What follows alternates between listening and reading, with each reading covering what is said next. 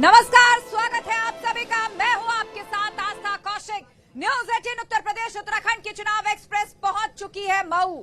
सत्ता के लिए महासंग्राम लगातार जारी है। छठे और सातवें चरण के लिए सभी सियासी पार्टियां बड़े बड़े दावे कर रही हैं, लेकिन इस बीच छठे चरण के लिए आज चुनाव प्रचार का शोर थम गया और सभी सियासी वादों और दावों के बीच अब से बड़ी बड़ी रैलियां छठे चरण के लिए नहीं हो सकेंगी, लेकिन सातवें चरण के लिए प्रचार धुआंधार जारी है। और आज उत्तर प्रदेश के मुख्य जिले मऊ में हम उपस्थित हैं। मऊ जिसका नाम सुनते ही सबसे पहले ज़हन में आता है मुख्तार अंसारी जी। मुख्तार अंसारी जो कि फिलहाल जेल में है, तो बड़ा सवाल यहां से यह भी है कि मुख्तार के गढ़ में क्या बेटे का बेड़ा पार होगा।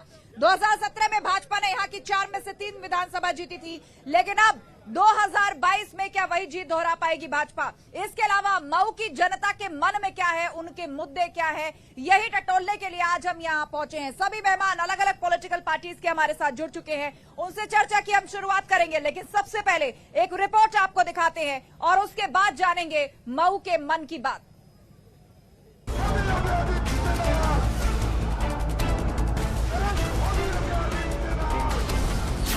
मऊ का महासंग्राम, माफिया पर घमासान।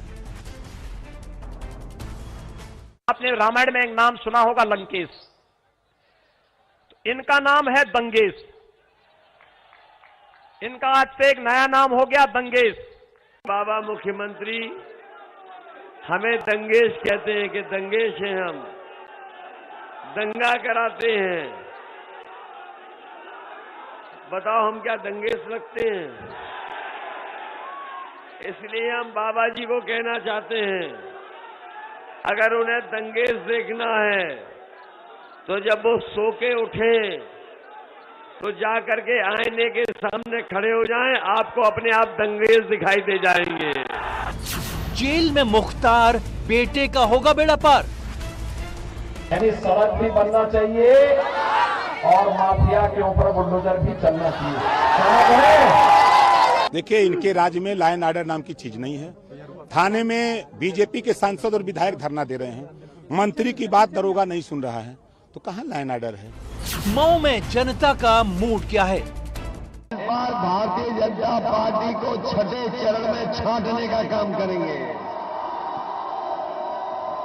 बताओ, सफाया करोगे कि नहीं करोगे? सपा बसपा के जो कई नेताओं ने अभी से अपना टिकट प्रदेश का पुकारना शुरू कर दिया है।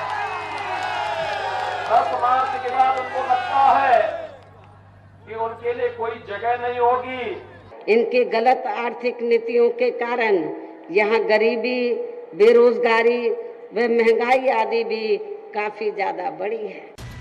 मऊ से देखिए खास शो चुनाव एक्सप्रेस।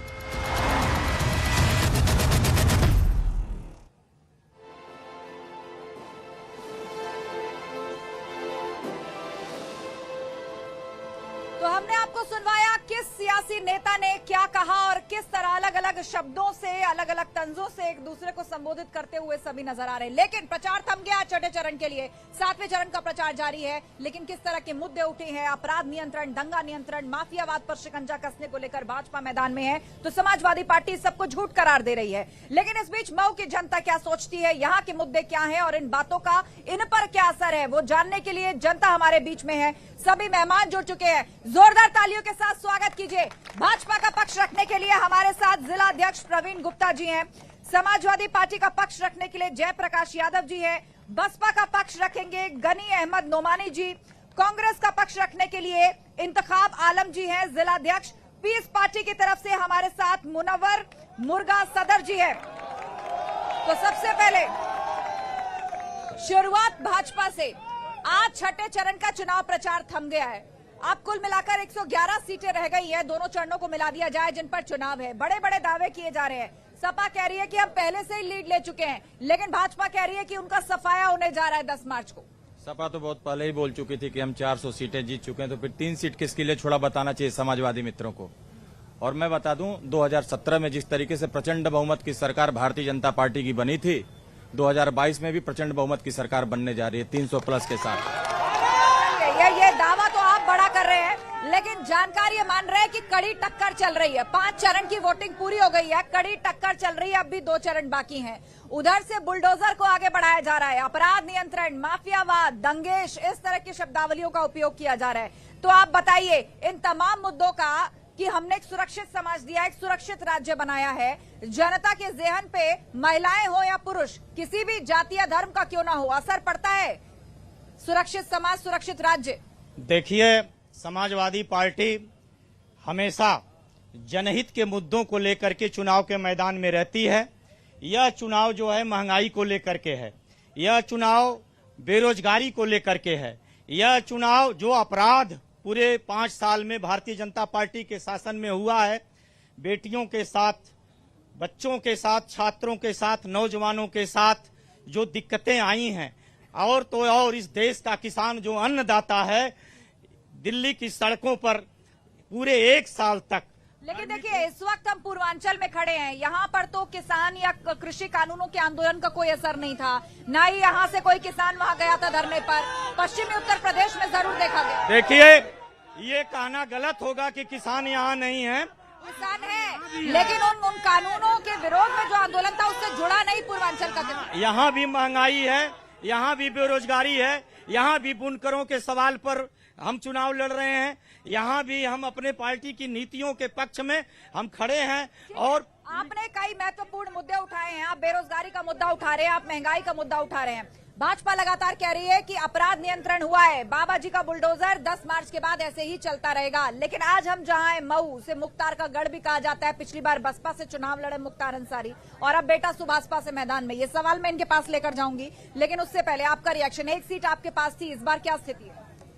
स्थिति स्पष्ट है, 4 बार प्रदेश में सत्ता संभाली है, शांति व्यवस्था, व्यवस्थित रूप से देश को चलाना, गरीब, मजलूमों, किसानों, बेरोजगारों को रोजगार देना हमारा लक्ष्य रहा है, और हम सकारात्मक सोच को लेकर के राजनीति करते हैं। इन लोगों की तरह से भावनाओं को उभार करके हम राजनीति करना नहीं चाहते। एक प्रश्न आपने पूछा, वो स्पष्ट रूप से मैं कहना चाहूंगा आपको।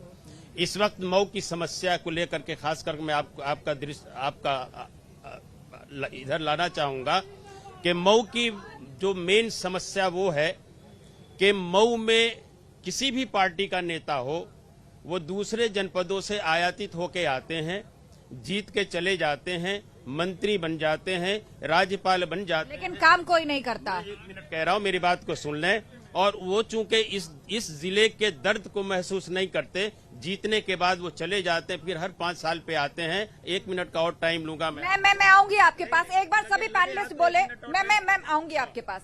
कांग्रेस की स्थिति आप बताइए, पूर्वांचल में क्या है? आप तो कहीं नजर ही नहीं आ रहे। पश्चिमी उत्तर प्रदेश तक जब तक चुनाव था तब तो कहीं ना कहीं फिर भी आप लोग दिख रहे थे, कुछ मुद्दे उठा रहे थे। पूर्वांचल में तो कहीं कोई शोर हल्ला ही नहीं है आपका। देखिए, आप IBN 18, ये जो आपका न्यूज 18 है, और यहाँ सारी जनता और सम्मानित मंच का मैं पहले तो नमस्कार करता हूँ, लेकिन आपका मैं एक भाषा से विरोध करता हूँ। ये जनपद कल्पनाथ राय से पहचाना जाता है, ये कल्पनाथ राय मुख्तार अंसारी से नहीं पहचाना जाता है।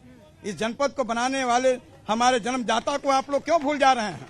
हम ये बार बार कहना चाहते हैं, यहाँ पे एक एक ईंट में कांग्रेस पार्टी के झंडे और ईंट में कल्पनाथ राय हैं, और इसको कोई इग्नोर नहीं कर सकता। यहाँ पे कर भी नहीं सकता, करना भी नहीं चाहिए, लेकिन मूल प्रश्न ये है कि उस सबके बावजूद भी आप धरातल पर क्यों नहीं है? नहीं हूँ मैं, कहीं कमजोर नहीं हूँ। मैं आधी आबादी को आज सशक्त बनाने के लिए मैं लड़ाई मैदान में हूँ। मैं सशक्त महिलाओं को अधिकार देने के लिए आज हम लड़ाई लड़ रहे हैं। ऐसा नहीं है, आने दिए 10 तारीख कांग्रेस की भी स्थिति समझ में आ जाएगी। लोग जितने लोग गलतफहमी में हैं, उसकी रिजल्ट आप देख लीजिए। कुछ इसी तरह का दावा बसपा की तरफ से भी किया जा रहा है। पीस पार्टी से भी हमारे साथ प्रवक्ता है। ये बताइए, आप तो सभी सीटों पर चुनाव लड़ रहे हैं, प्री पोल अलायंस आपने किसी के साथ नहीं किया है, लेकिन आपकी पार्टी का जो वोट बैंक है उस पर कहीं ना कहीं बसपा भी कहती रही है कि मुस्लिम हमारे साथ है, सपा भी यही दावा करती है, कांग्रेस का भी यही दावा है। तो आप बताइए, आप वोट कटवा बन के रह जाएंगे क्या? समीकरण और उलझाएंगे आप लोग? सबसे बड़ा परिवर्तन जो होने वाला है 10 तारीख को सबको मालूम हो जाएगा। और सबसे बड़ा दल अगर महादल कोई आज के डेट में है उत्तर प्रदेश में, तो भागीदारी ये मोर्चा है, संकल्प मोर्चा। संकल्प मोर्चा। और ये जो संकल्प मोर्चा है, समाजवादी वाले भी हल्ला कर रहे हैं, मुस्लिम का वोट इनको सबको चाहिए, और लालीपाप देते हैं, 300 यूनिट बिजली देंगे, और भाजपा सरकार में जितना जुल्म हुआ है मुसलमानों पर, किसी के ऊपर नहीं हुआ है। हमारे ऊपर 9-9, 8-8 मुकदमा बनाया गया, जो कि मैं मुकदमा तो तभी बनता है ना जब कोई बात, कोई वारदात, कोई अपराध हुआ होता है। अनुराग आर्या एसपी थे यहाँ पर, अनुराग आर्या, और हमारे ऊपर और नौजवान जो यहाँ मुस्लिम नौजवान थे, और यहाँ की प्रशासन जो है, योगी की प्रशासन दरवाजा को तोड़कर रात में और मुसलमानों को खींच के ले गई और जेल के सलाखों में डालने का काम की। अच्छा, ये बहुत बड़ा आरोप आप लगा रहे हैं, लेकिन मुस्लिम वोट बैंक को अपनी तरफ खींचने के लिए कई तरह की बयानबाजियां अलग अलग पॉलिटिकल पार्टीज की तरफ से दी जा रही हैं।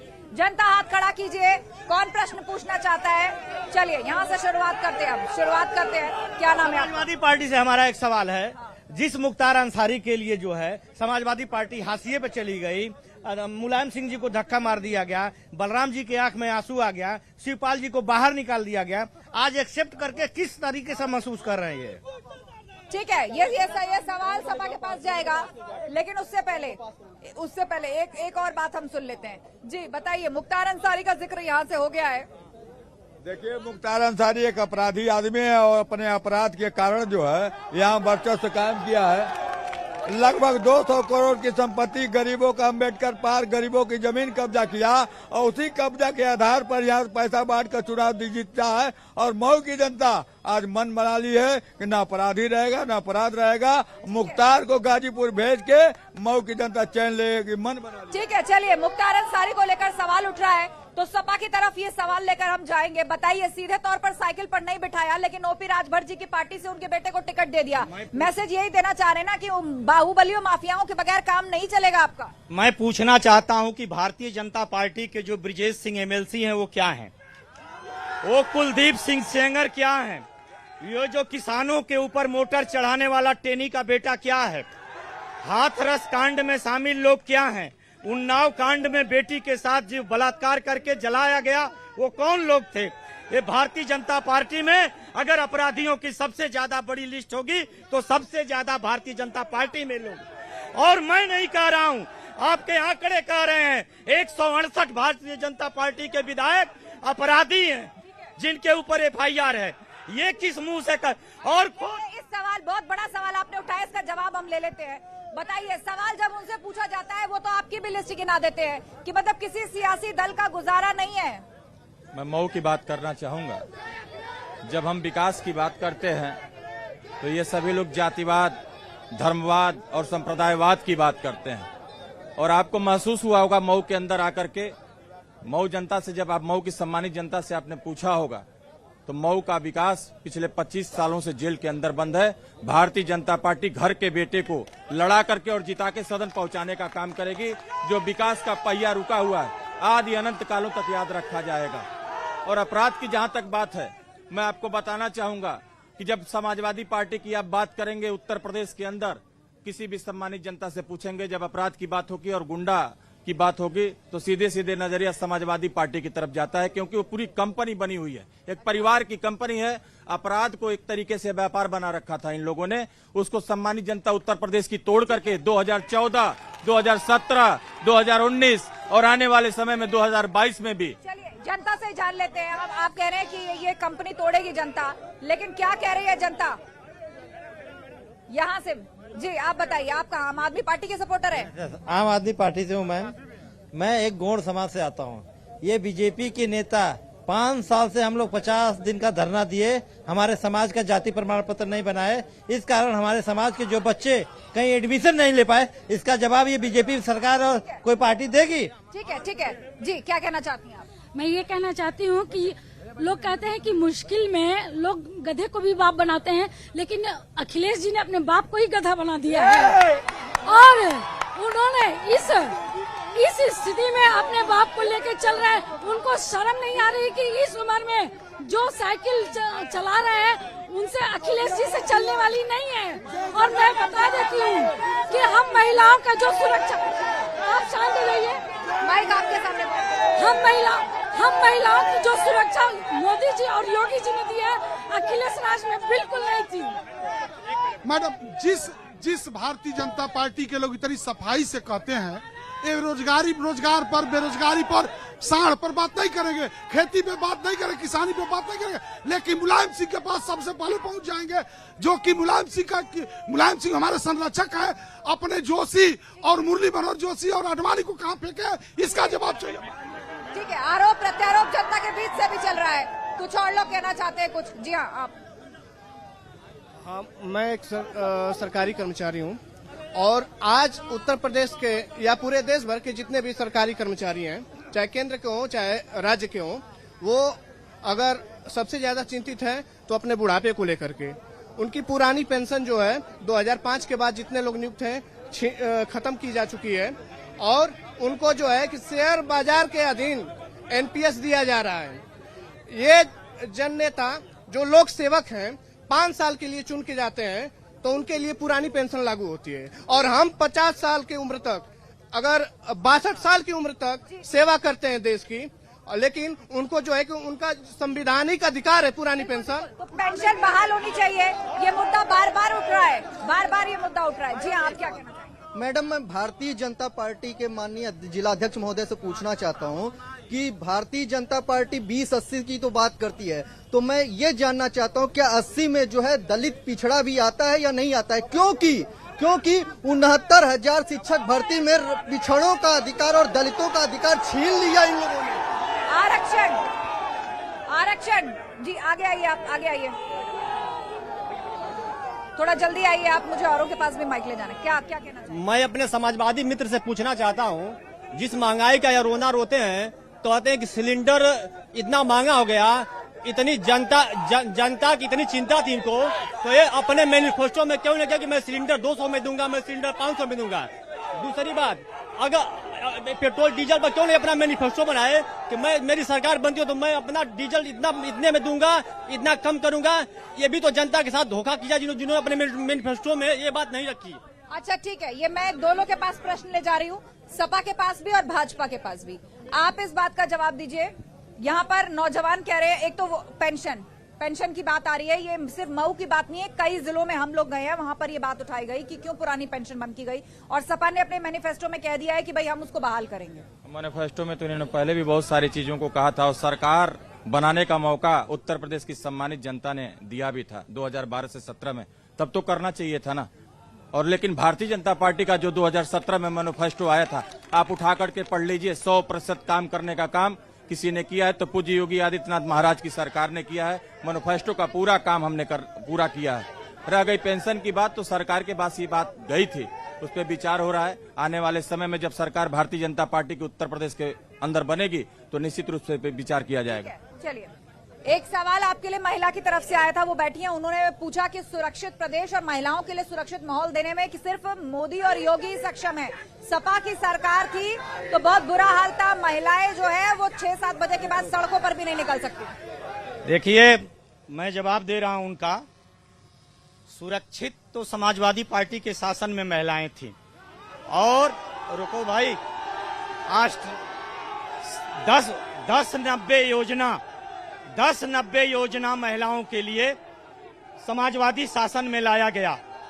10 मिनट के अंदर अपराध रोकने का प्लान समाजवादी शासन में बनाया गया। विकास की सारी योजनाएं समाजवादी शासन में आई, और एम्बुलेंस से लेकर के सारी योजनाएं। इन पर तो आप चुनाव लड़ चुके, 2017 भी लड़ चुके, 2019 भी लड़ चुके। हम इस बार अपने मैनिफेस्टो में जो हम डालते हैं वो करते हैं। पिछली बार भी हमारे मैनिफेस्टो में जो चीजें आई थी वो हमने किया। मैनिफेस्टो पे ही जनता कह रही है, तो आप ये क्यों नहीं लिखते अपने मैनिफेस्टो में कि 200 का सिलेंडर देंगे और पेट्रोल डीजल कितने का देंगे? हम फ्री बिजली देंगे, हम सिलेंडर का दाम कम करेंगे, हम पेट्रोल का दाम जो उत्तर प्रदेश का टैक्स लगता है कम करेंगे। ये बड़ा वादा आप कर रहे हैं या बसपा की तरफ से कुछ कहा जा रहा है काउंटर? मैं बहुत स्पष्ट रूप से कहना चाहूंगा कि मौजूदा भाजपा की सरकार, इसके पूर्व की समाजवादी की सरकार, इन दोनों ने मिलकर एक दूसरे पे आरोप प्रत्यारोप लगाने का ही कार्य किया है।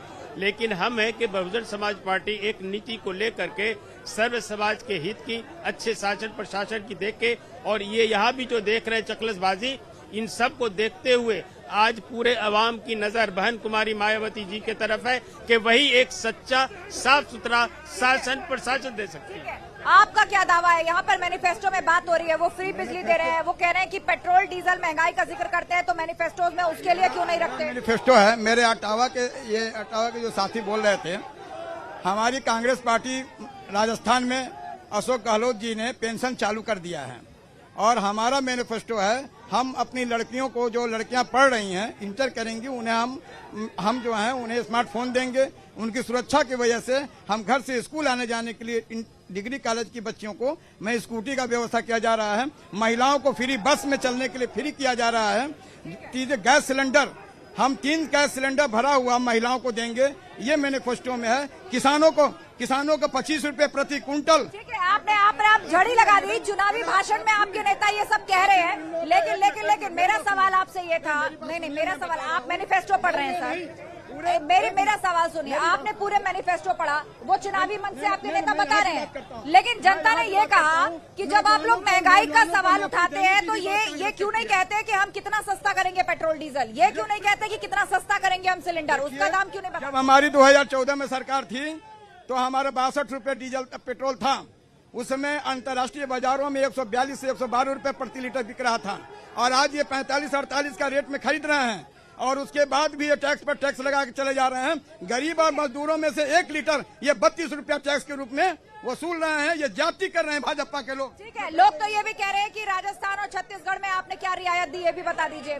पीस पार्टी के मैनिफेस्टो में क्या है, या आप सिर्फ मुस्लिमों की पार्टी है? हमारे दिल में वो मैनिफेस्टो है। मैं मऊ में रहता हूँ, आज मैं मऊ पे बात करूंगा। मऊ के लिए 17 साल से मुख्तार अंसारी सदन में 1 लेटर नहीं लिखा है और आज वो अपने लड़का को खड़ा कर रहा है, तो मुनव्वर अली का डर है कि वो खड़ा किया है मुख्तार अंसारी अपने लड़के को। वो हार रहा है चुनाव और हार गया है। मुख्तार अंसारी अगर मैदान छोड़ा है तो मुनव्वर अली की वजह से छोड़ा है और हम लोग चुनाव जीत रहे हैं। अब भागीदारी जो परिवर्तन मोर्चा है, तीसरा मोर्चा, ये 10 तारीख को पूरे हिंदुस्तान में अपना एक विकल्प निकाल के लेके आ रहा है जनता। बहुत बड़ी बात आप कर रहे हैं कि अब तो आप देश स्तर पे बहुत बड़ा विकल्प, एक तीसरा मोर्चा बनने जा रहे हैं। पूर्वांचल में कुछ पार्टियों का समूह है भागीदारी संकल्प मोर्चा, आप बोल चुके हैं? हाँ, आप बोल चुके हैं। हम अपने भाजपाई मित्रों से सवाल पूछना चाहते हैं। अभी यूक्रेन में घटना हुई है, हमारे देश का एक छात्र शहीद हो गया है। मैं पूछ रहा हूँ कि ये कब तक चुनावी माहौल में चलेंगे? प्रधानमंत्री जी कब तक चुनाव प्रचार करते रहेंगे? बलिया में प्रचार कर रहे हैं और यूक्रेन में कर्नाटक का छात्र नवीन, वो रोज बैठक कर रहे हैं चुनाव प्रचार के बाद, मालूम है कि नहीं? रोज हाई लेवल बैठक हो रही है चुनाव प्रचार के बाद। जी, वही हाई लेवल बैठक हो रही है जब रसिया, अमेरिका और बाकी जब यूरोप के बाकी सारे देशों ने यूक्रेन से अपने लोगों को निकाल लिया, तो हमारे देश की जो विदेश मंत्री थे और जो वहाँ के राजदूत थे, वो 15 तारीख के बाद एडवाइजरी। मुझे एक बात, अभी सपा के भाई साहब ने बोला कि मेरे मैनिफेस्टो में जो करता हूँ पूरा करता हूँ। क्या उनके मैनिफेस्टो में इस बार भी सफाई महोत्सव का जो नाच होता है, नंगा नाच और देश जलते हैं, वो नंगा नाच है इस बार इनके मैनिफेस्टो में? इनके मैनिफेस्टो में सफाई महोत्सव है? मैं इनसे पूछना चाहता हूँ, पूछिए उनसे। ऐसे धक्का मत दीजिए, माइक नहीं जाएगा फिर आपके सामने। माइक छोड़िए। मैम, ये मऊ बुनकरों की नगरी कही जाती है। मैं समाजवादी पार्टी के समर्थक से ये पूछना चाहता हूँ कि आपके मैनिफेस्टो में 300 यूनिट फ्री बिजली देने का ऐलान है और 2012 से लेके 17 तक जब सरकार इनकी थी तो मैं क्या कर रहे थे जब गांव में 3 दिन तक आना नहीं था? मैं जानना चाहूँगा। ठीक है, बुनकरों का मुद्दा है, बुनकरों, ये सवाल आपके पास भी जाएगा, आपके पास भी लेकर के आ रही हूँ कि बुनकरों का शहर कहा जाता है मऊ। यहाँ की जो साड़ी हैं, बुनकर जो बनाते हैं वो काफी मशहूर हैं, तो उनको प्रोत्साहित करने के लिए आपने कुछ नहीं किया। और बिजली जो 300 यूनिट फ्री देने की आज आप बात कर रहे हैं, 2017 से पहले कहाँ थे आप? उस भाई को मैं जवाब देना चाहता हूँ कि 72 रुपए में फ्लैट रेट पर बिजली अगर देने का काम किसी ने किया तो समाजवादी पार्टी की सरकार ने किया है। 72 रुपए महीने पे ये हमारी योजना है और आज हम फ्री देने जा रहे हैं, वो भी 72 रुपए नहीं लेंगे। हमसे ज्यादा किसने विकास किया है? उस भाई को जानकारी नहीं है, या तो वो मऊ में रहता नहीं है। अगर मऊ में रहता तो उसको जानकारी होती कि समाजवादी पार्टी ने 72 रुपए में बिजली देने का काम किया। बुनकरों को लेकर सवाल आया, बताइए बुनकरों को प्रोत्साहित करने के लिए, सुविधाएं देने के लिए क्या किया सरकार ने?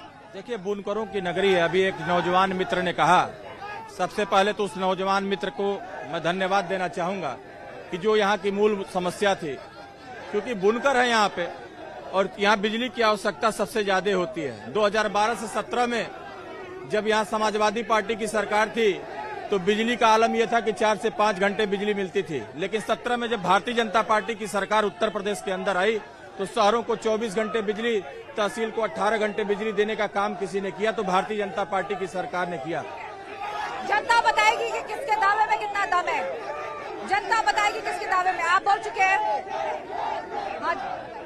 मेरा समाजवादी मित्र से ये पूछ रहा है कि उन्होंने कहा 72 रुपए में हम देते हैं बिजली 12 से 17 तक। मैं ये पूछना चाहता हूँ कि ये जो है दोहरा मापदंड क्यों, किसी को 72 रुपए में और किसी को जो है 700 रुपए में इन्होंने क्यों 12 से 17 तक दिया है, क्यों इन्होंने जो है क्यों ऐसा दोहरा। ये जितने लोग हैं केवल देश और विदेश की बात कर रहे हैं, लेकिन कोई जमीनी हकीकत की बात नहीं कर रहा है कि मऊ में हुआ क्या है। 25 साल से मुख्तार अंसारी ने कुछ नहीं किया है और आज तक जितनी भी यहाँ पे चीजें हुई हैं स्वर्गीय कल्पनाथ राय ने किया है। उसके बाद से जितने लोग जीते हैं किसी ने कुछ नहीं किया है। अब कोई मऊ के विकास की बात नहीं करता है, सब बात कर रहे हैं। मैं भारतीय जनता पार्टी के लोगों से पूछना चाहता हूँ कि ये क्यों नहीं महंगाई पे बात करते, क्यों नहीं बेरोजगारी पे बात करते, क्यों नहीं गरीबी पे बात करते, क्यों नहीं शिक्षा पे बात करते। केवल ये हिंदू मुसलमान भारत पाकिस्तान की बात नहीं करता है।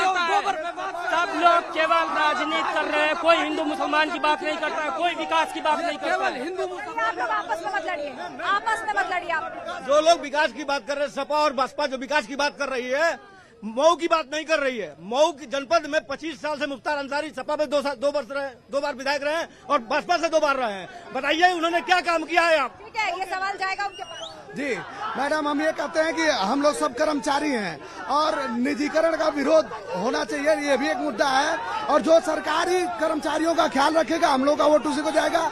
जो पेंशन की बात करेगा, जो हमारी कैशलेस इलाज की बात करेगा, जो हमारी सभी सुविधाओं की बात करेगा, ये वोट उसी को जाएगा।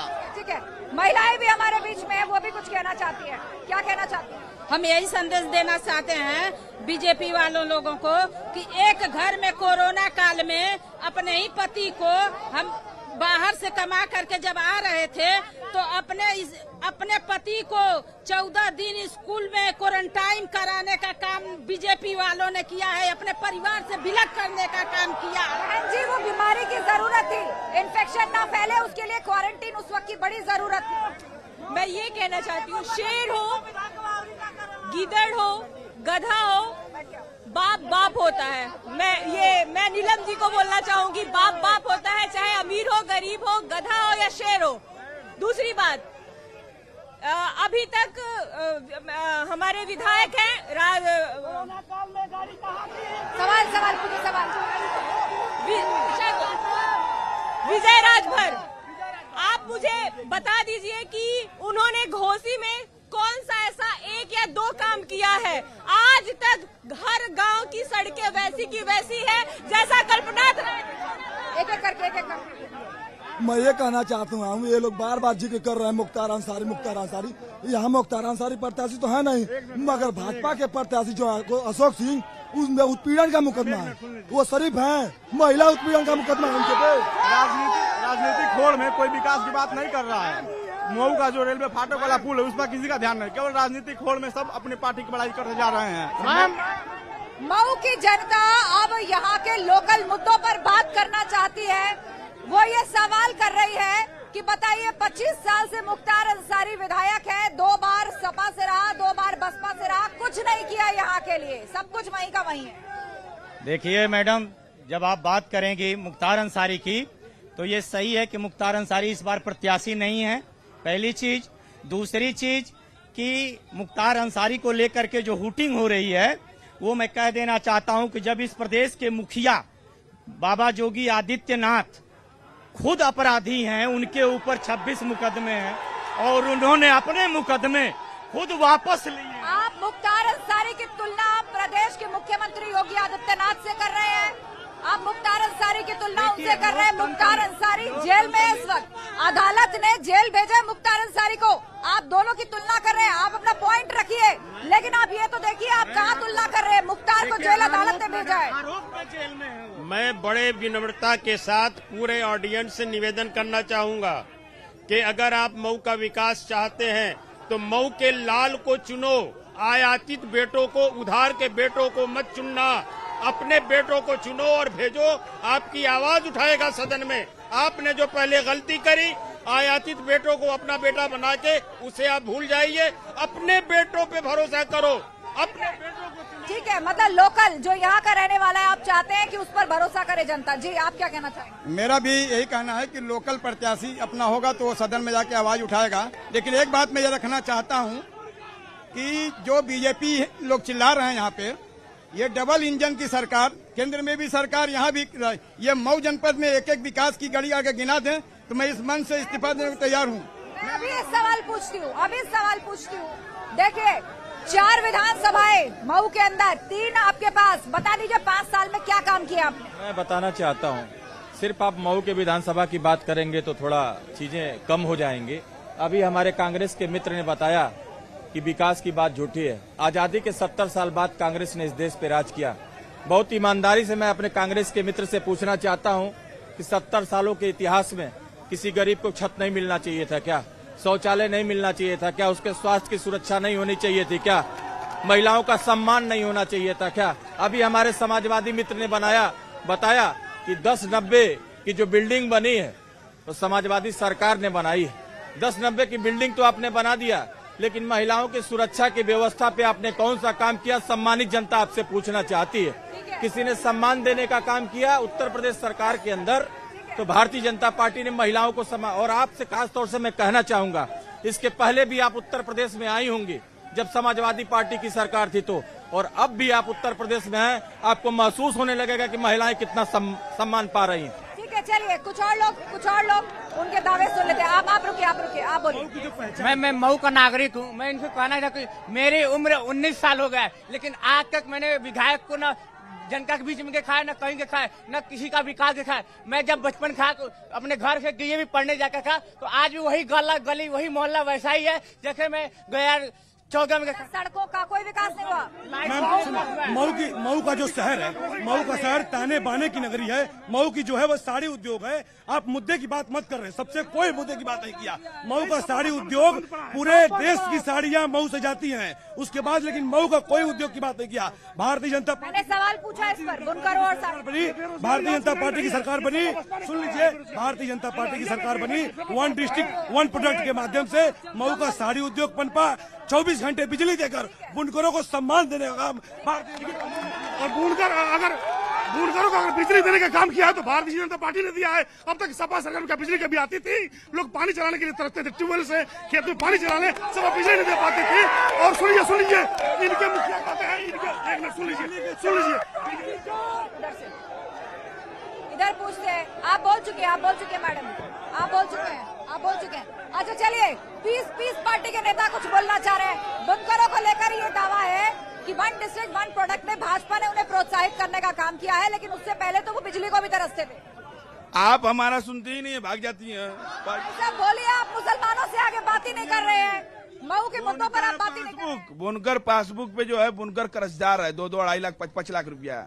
मैं जैसे ही सदन में पहुंचता हूं उनकी आवाज में उठाऊंगा। और मऊ में यूनिवर्सिटी नहीं है, मऊ में मेडिकल कॉलेज नहीं है, 3 विधायक भाजपा के मौजूदा हालत में है, क्या कर रहे हैं? मैं तो मानता हूँ मुख्तार अंसारी अब तक कुछ नहीं किया है, न करेगा, और मैदान छोड़ के भाग गए हैं। लेकिन और भाजपा के विधायक है, वो क्या कर रहे हैं, मैं पूछता हूँ। चलिए आप पूछिए, जनता भी पूछेगी। आप बोल चुके हैं। मैडम, हम ये कहना चाहेंगे कि वर्तमान में सरकार जो है बीजेपी की है, जिन्होंने कहा था कि गड्ढा मुक्त सरकार रहेगा, और वर्तमान में जो बीजेपी के प्रत्याशी हैं उन पे भी जो है कई आरोप से जो लिप्त हैं वो, जबकि वो किस तरीके से कर सकते हैं, जबकि जो यहाँ पे अपराधी दोनों तरफ से लड़ रहे हैं। अगर आज के डेट में सबसे बढ़िया अगर जो प्रत्याशी कहा जा सकता है आम आदमी पार्टी का है। ठीक है, चलिए, सबका अपना अपना दावा है, अपना अपना भरोसा। एक एक करके माइक छोड़िए। मेरा सवाल समाजवादी पार्टी के उससे है, प्रवक्ता से, कि आप मुद्दे पे बात क्यों नहीं करते हैं? आप हमेशा बदला लेने पे बात करते हैं और जातिगत जनगणना पे बात करते हैं।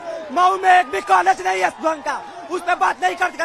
इनको आशीष मिश्रा ट्रेनिंग से प्रॉब्लम है। आशीष मिश्रा, मैं खुद मिश्रा हूँ, उनसे प्रॉब्लम नहीं होना चाहिए। इनको प्रॉब्लम होना चाहिए तो मुद्दे पे बात करें। ये हमेशा बदला पे बात करते हैं कि हमारे मैम, बीजेपी से मेरा सवाल है, ये रोजगार पे क्यों नहीं बात करती है? ये सिर्फ हिंदू मुसलमान पे बात करती है, ऐसा क्यों? दोनों के पास ये सवाल जाएगा। भाजपा और सपा दोनों के पास सवाल जाएगा। भाजपा से एक सवाल पूछा एक नौजवान ने कि रोजगार पर बात क्यों नहीं करती है, हिंदू मुस्लिम क्यों करती है। सपा से एक नौजवान ने सवाल ये पूछा है कि बताइए आपने 2017 तक आपकी भी सरकार थी, आपने क्या किया है। मऊ में एक डिग्री कॉलेज नहीं है, यहाँ ढंग से सड़कें नहीं है, आपने क्या। मैडम आपको मैं बता दूं, राम बच्चन राजकीय डिग्री कॉलेज जो पगली पिजड़ा में हो समाजवादी शासन में खोला गया था, सरकारी डिग्री कॉलेज वो खोला गया था। और विकास के नाम पे जब आप बात करेंगी तो बनारस से लेकर के गोरखपुर के बीच में एक सड़क जाती है, राष्ट्रीय राजमार्ग संख्या 29, जो प्रधानमंत्री के क्षेत्र से मुख्यमंत्री के क्षेत्र को जोड़ती है। समाजवादी शासन में प्रस्तावित सड़क 5 साल बीत गए, लेकिन आज तक वो सड़क नहीं बन पाई है, आप देख लीजिए। और ये कभी विकास मऊ में ये जो भी ढकुलिया घाट के पुल से लेकर के जितने तक सब समाजवादी शासन में बना है। सरकार इनकी थी, विधायक इनके जीते थे, और ये प्रश्न हमसे पूछ रहे हैं ये और डबल इंजन की सरकार क्या कर रही थी। आप जवाब दीजिए। वो कह रहे हैं कि जब नौजवानों के रोजगार नौकरी की बात आती है तो आप हिंदू मुस्लिम करने लगते हैं। मैं उस नौजवान को बधाई देना चाहता हूं कि उसने रोजगार की बात किया है। मैं उस भारत के भविष्य को प्रणाम करना चाहता हूं कि जिसने रोजगार की बात की है। उत्तर प्रदेश के इतिहास में जब से भारतीय जनता पार्टी की सरकार इस बार 2017 से 22 में बनी है, 4.5 साल के अंदर किसी ने नौकरी देने का काम किया, रोजगार देने का काम किया। 4.5 लाख नौकरियां पूज्य योगी आदित्यनाथ महाराज जी की सरकार ने किया। अप्रत्यक्ष को प्रमाण की आवश्यकता नहीं होती। अभी विकास की बात कर रहे थे, अगर जो किसी को घर देने का काम किया, हिंदू को मिला है तो मुसलमान को भी मिला है, सिख को मिला है तो ईसाई को भी मिला है। चलिए, ये बड़ा दावा है आपका कि आपने जाति धर्म के ऊपर उठकर विकास किया है, अनुशासित तरीके से, इस तरह नहीं।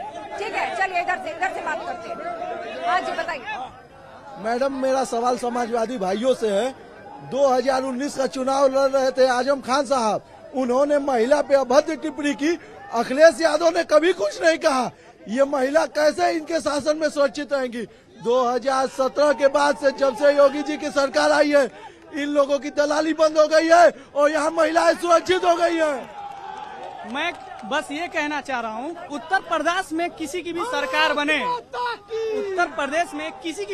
बने, लेकिन उत्तर प्रदेश के मऊ शहर में मऊ के वासी और मऊ के नगर के लोग सिर्फ चाह रहे कल्पनाथ 2 आए यहाँ पर और विकास की वही विस्तार दें जिस तरह कल्पनाथ राय ने मऊ को दिया है। मैं ये कहना चाहता हूँ कि जब ये बीजेपी वाले विकास की बात करते हैं तो ये क्यों नहीं विकास के मुद्दे पर आते हैं, हमेशा हिंदू मुस्लिम।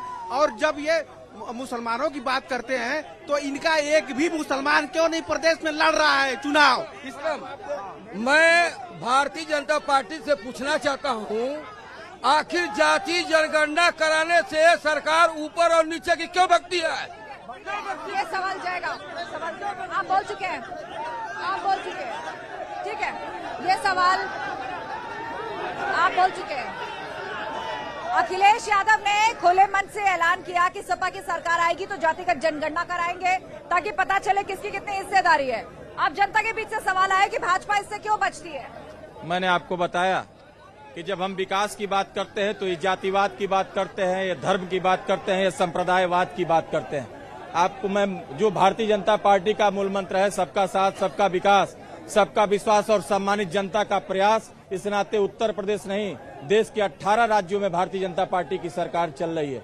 और जातिवाद की बात सिर्फ समाजवादी पार्टी के लोग करते हैं। हम सभी सर्व धर्म समभाव को मानने वाले लोग हैं। हर प्रकार के लोगों को सम्मान देने का काम कोई कर रहा है तो भारतीय जनता पार्टी की सरकार कर रही है। ये जिला पंचायत सदस्य रह चुके हैं, इनके कार्यकाल में कितना काम हुआ है पूछ लेते हैं। जिला पंचायत सदस्य रह चुके हैं, अब आपके कार्यकाल में कितना काम हुआ है मऊ के? जिला पंचायत का रिकॉर्ड गवाह है। 9 जाके देख लो, 9 करोड़ रुपए का काम कराया हूँ और 44 सड़कें बनवाया हूँ। उतना अब तक मेरे रिकॉर्ड को अब तक न कोई तोड़ा है न तोड़ पाएगा। 44 सड़कें बनवाया हूँ, जा करके देख लो कितनी सड़कें बनवा, तुम जानते नहीं हो। चलिए, शो क्योंकि अंतिम पड़ाव में जा रहा है, मैं चाहूंगी शो खत्म करने से पहले आप लोग अपनी अपनी बात रख ले एक बार क्लोजिंग रिमार्क। देखिए, मैं मऊ के और जनपद के मतदाताओं को सावधान करना चाहूंगा कि झूठे और छलावे मैनिफेस्टो से सतर्क रहिए। ये वादे के नेता है, वादे की पार्टी है। आपके वादों पे बसपा के अलावा कोई नहीं उतर पाएगी। इन लोगों से सावधान रहिए। कांग्रेस भी कुछ ऐसा ही कहना चाहती है। देखिए मैडम, हटाइएगा मत अभी माइक, 10 सेकंड में बात पूरी कीजिए, शो खत्म। मैं सवाल एक है, ये बुनकर बहुल सिटी है। बुनकरों के लिए इनकी पॉलिसी क्या है? भाजपा ने क्या किया है या सपा ने क्या किया है? बुनकरों की जो पॉलिसी कांग्रेस ने लाई थी, क्या उसको लागू करेंगे? हम लोगों ने उनके लिए जो है यूपी का हैंडलूम की व्यवस्था की थी। उनकी साड़ियां लेते थे, साड़ियां बेचते थे। और जो इन्होंने फ्लैट रेट हटाया, जरी की सारे उद्योग बैठ गए हैं, यहाँ लाखों मजदूर बेकार हो गए हैं। ये सारी समस्याएं कौन लोग हैं? सपा और भाजपा के लोग क्या इसे निपटा सकते हैं? आप क्या कहना चाहेंगे जाते जाते? मऊ की जनता इस बार फैसला करेगी कि कल्पनाथ राय अमर है। उन्होंने जो काम करा दिया, उसके बाद से सपा सरकार आई, बसपा सरकार आई, भाजपा सरकार आई, कोई किया नहीं है, कोई नहीं किया है। अब मुनव्वर अंडर ब्रिज एक नहीं बनवा पाए हैं लोग। लाखों समर्थक हैं भाजपा के, सपा के, बसपा के, लेकिन एक काम कोई नहीं हुआ है। मैं जीत कर जाऊंगा। धैर्य रखिए, जनता ने आपकी बात सुन ली है। आप सभी मेहमानों का बहुत शुक्रिया, मऊ की जनता का भी शुक्रिया चर्चा में शामिल होने के लिए। तो मऊ कुल मिलाकर विकास चाहता है। यहाँ की जनता का यही कहना है कि बेड़ा उसी का पार होगा जो शहर का विकास करेगा, खास तौर पर नौजवानों के लिए डिग्री कॉलेज से लेकर स्वास्थ्य सुविधाएं और बुनकरों के लिए अच्छी व्यवस्था जो करेगा। तो आज चुनाव एक्सप्रेस में मऊ से बस इतना ही। कल आजमगढ़ में होगी आपसे मुलाकात। वहाँ के सेंट जेवियर्स हाई स्कूल पहुंचेगी चुनाव एक्सप्रेस। आप भी पहुंचिए, कहिए अपने मन की बात, पूछिए सवाल। हमें दीजिए इजाजत और आप बने रहिए न्यूज़ 18 उत्तर प्रदेश उत्तराखंड के साथ। नमस्कार।